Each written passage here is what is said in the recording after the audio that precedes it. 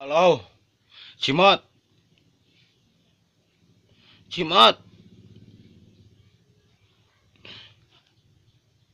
kenapa kamu mutusin aku pihak sebelah di saat teh lagi sayang-sayangnya ke kamu?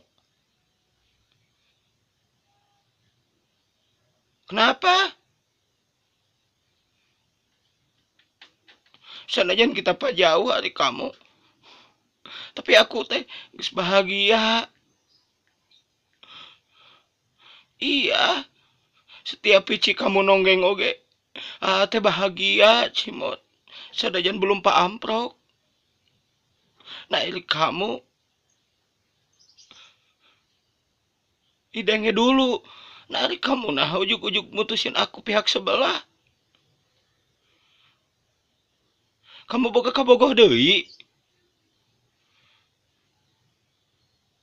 Jawab jemot lain mewek teh. Mendeket di taranjangan da diporosotkeun. Kesebeleun kamu mah. Jawab.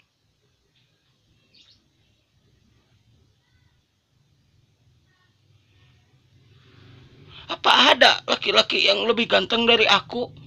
Anu bogoh ke kamu? Pikir, Cimot pikir.